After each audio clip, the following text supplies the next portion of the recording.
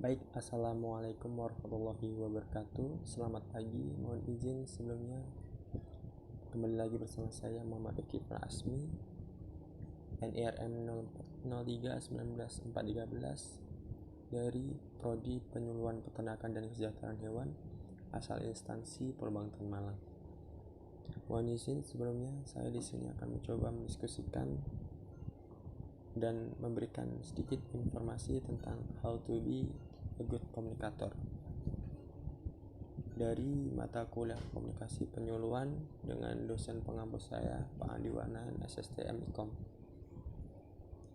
Langsung saja, how to be a good communicator atau bagaimanakah cara menjadi komunikator yang baik. Sebelum kita melangkah ke materi inti, marilah kita hendaknya flashback terlebih dahulu sedikit tentang apa itu komunikasi.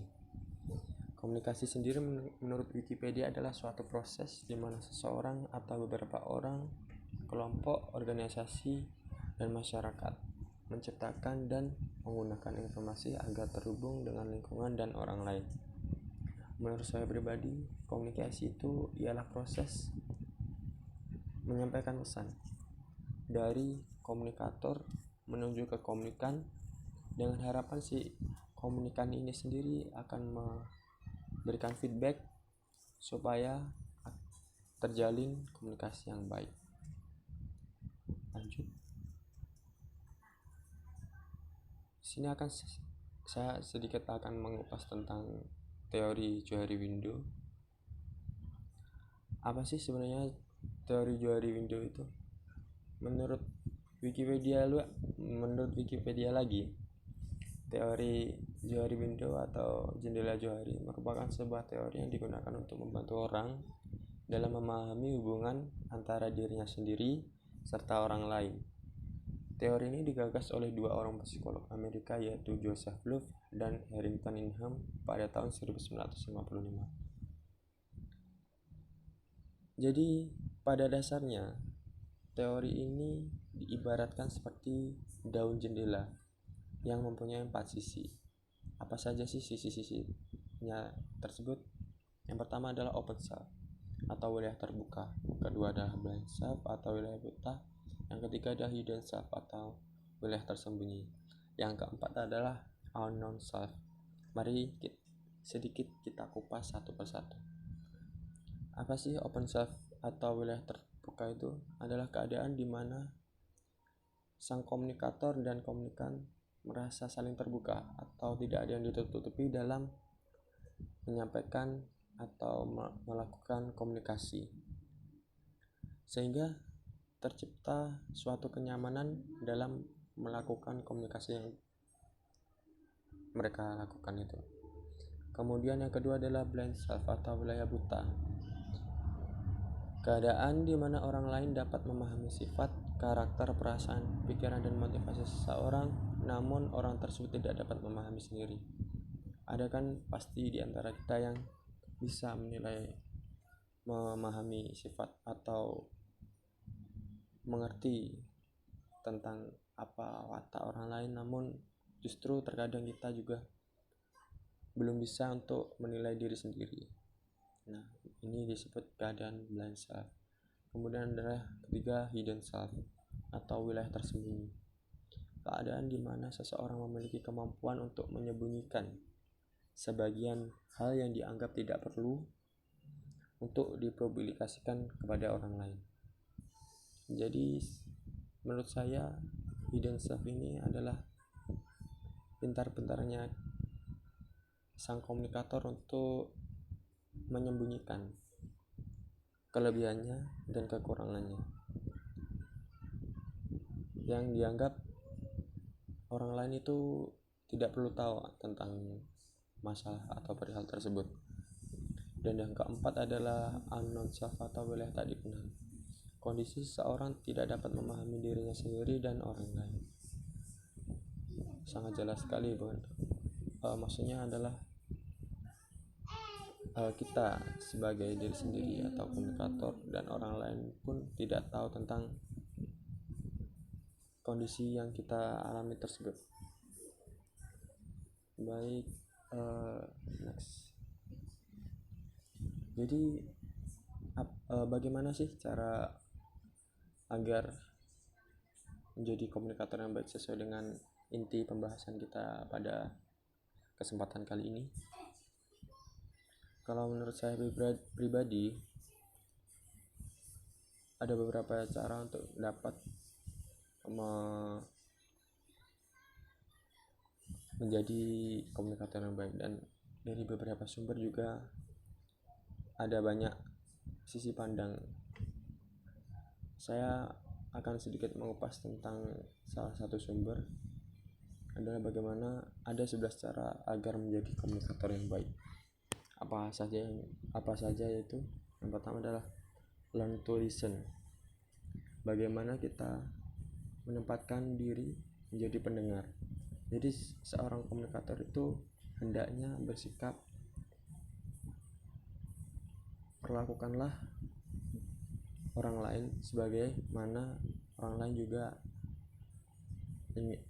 bagaimana juga kamu atau kita sendiri ingin diperlakukan oleh orang lain. Jadi kalau kalian ingin menjadi komunikator yang baik, hendaknya kalian juga berusaha untuk mendengarkan komunikasi atau perkataan dari orang lain itu dengan saksama, dengan benar, dengan baik, dan tidak mengkat atau memotong pembicaraan dari orang tersebut. Seperti yang kedua adalah pay attention to body language. Jadi dalam menyampaikan komunikasi, hendaknya kita juga didukung dengan body language atau gestur. Saya sendiri sebenarnya juga belum bisa untuk dapat menggunakan body language dengan baik dan benar. Namun alangkah lebih baik kalau kita sama-sama belajar untuk menggunakan body language supaya kita dapat mendukung dalam menyampaikan komunikasi dengan baik. Yang ketiga adalah observe how others communicate in different contexts. Observasilah, atau intinya seperti ini, pahamilah orang lain ketika kalian menjalankan komunikasi. Jadi apa yang diinginkan orang lain, cobalah kalian mengerti dan ikuti alurnya sehingga tercipta kenyamanan saat menjalin komunikasi. Yang keempat adalah don't be afraid of a bit of silence. Terkadang pasti pernah di antara kita saat kita menjalin komunikasi ada sedikit keheningan, kayak kehabisan topik itu. Tapi itu tidak masalah, itu wajar dan sangat dimaklumi. Jadi tidak perlu takut atas keheningan tersebut. Yang kelima adalah use action verbs and confident language. Gunakanlah kata-kata kerja yang senyaman kalian, se-enjoy kalian. Jadi dalam menggunakan komunikasi yang verbal khususnya itu ada dua tipe, yaitu yang formal dan non formal. Ini terserah kalian dan mohon untuk kalian pilih sendiri bagaimana saat kita menggunakan formal language dan non formal language. Jadi pintar-pintarnya saja, tapi dengan senyaman kalian juga. Yang keenam adalah ask questions. Bertanyalah untuk memancing topik pembicaraan yang baru. Jadi sehingga komunikasinya ini akan berjalan dengan berkelanjutan seperti itu. Yang ketujuh adalah find common ground even in argument. Jadi temukanlah dan beranilah untuk berargumen dalam melakukan komunikasi, namun tentunya dengan attitude atau perkataan yang loose, sopan, dan tidak menyinggung perasaan orang lain. Yang ke-8 adalah be prepared and know what you are talking about. Ini materi. Jadi dalam melakukan komunikasi hendaknya kalian menguasai materi atau pembahasan yang akan dibahas supaya kalian juga nyambung terhadap komunikasi yang akan kalian sampaikan atau kalian lakukan. Yang ke-9 adalah if you want to change the subject, find a verbal bridge. Jika kalian ingin untuk memberikan seseorang perubahan secara halus, gunakanlah jembatan verbal atau jembatan komunikasi. Tentunya dengan kita melakukan komunikasi, kita juga berperan untuk sedikit demi sedikit mengubah perilaku orang lain. Namun tentunya dengan attitude yang benar dan tidak menyinggung perasaan orang lain, serta dilakukan secara berkelanjutan, itu diharapkan mampu untuk sedikit demi sedikit merubah sikapnya orang lain. Yang ke-10 adalah find the best way to frame your story. Kemaslah cerita kalian menjadi cerita yang menarik untuk didengar dan dibahas. Ini sih terserah kalian saja sih.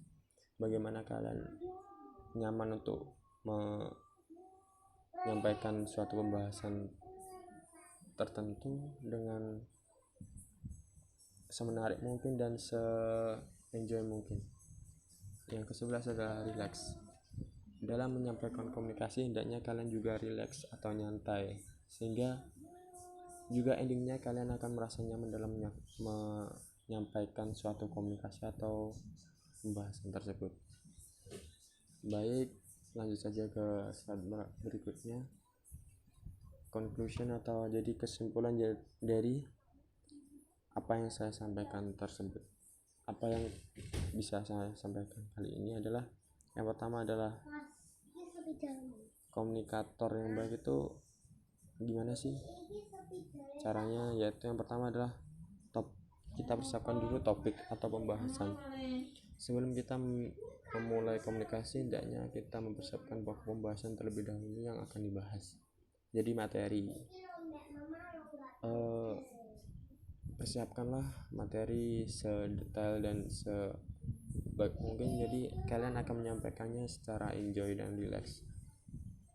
Yang selanjutnya adalah brief. Berani dalam hal penyampaian komunikasi, mencoba membuka diri terlebih dahulu dan say hello first. Maksudnya adalah kalian berani untuk mencoba membuka suatu komunikasi terlebih dahulu, seperti yang dikatakan tentang Johari Window tadi, yaitu open self atau kuliah terbuka. Jikalau kalian berani untuk membuka diri, maka orang lain pun akan juga terpancing untuk bisa berani membuka diri agar terciptanya suatu komunikasi yang saling terbuka, seperti itu. Ketiga adalah attitude. Bersikap, perlakukanlah orang lain sebagaimana kamu ingin diperlakukan oleh orang lain. Ini adalah hal mendasar ya. Jadi tidak dalam menjalin komunikasi pun ini pun sudah menjadi hal yang wajar dan tentunya hendaknya kita lakukan di kehidupan kita sehari-hari. Yang keempat adalah talk atau berbicara. Berbicaralah supaya orang lain mendengarkan. Tambahkan body language untuk memperjelas maksud dan tujuanmu. Jadi ini juga sangat jelas ya. Dalam melakukan komunikasi, kalian juga harus berani untuk berbicara. Jangan kalian hanya menjadi pendengar yang pasif, yang tidak berargumen. Kalian tentunya harus berani untuk memunculkan argumentasi yang kalian kira itu logis atau dapat dipertanggungjawabkan. Masalah perdebatan atau nanti seperti apa itu mengalir saja selebihnya. Dan yang terakhir adalah listen atau mendengarkan. Dengarkanlah dan simak perkataan dari orang lain secara saksama. Dengan kalian mendengarkan perkataan dari orang lain, maka kalian juga akan nyambung terhadap apa yang diomongkan orang lain tersebut. Jadi tidak miskom antara komunikator dan komunikan. Jadi pada dasarnya tercipta keselarasan dalam menyampaikan komunikasi seperti itu. Baik, ini ada sedikit quote of the day untuk hari ini. Komunikasi adalah kunci untuk membuka hubungan, entah hubungan apapun itu. Lantas kepercayaan adalah kunci penggunaannya agar awet dan langgeng.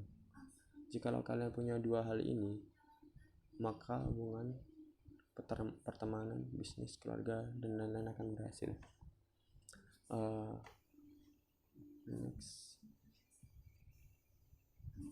Baik, sudah di penghujung slide saya. Jadi itulah menurut saya bagaimana cara untuk dapat menjadi komunikator yang baik. Tentunya dalam pembuatan video ini banyak kesalahan atau mungkin attitude perkataan dan perbuatan yang kurang baik. Saya memohon maaf yang besar-besarnya. Jikalau ada kritik, saran, tanggapan, silahkan tunjukkan di kolom komentar. Saya akan berusaha juga untuk membenahi ke depannya. Baik, terima kasih banyak atas perhatiannya.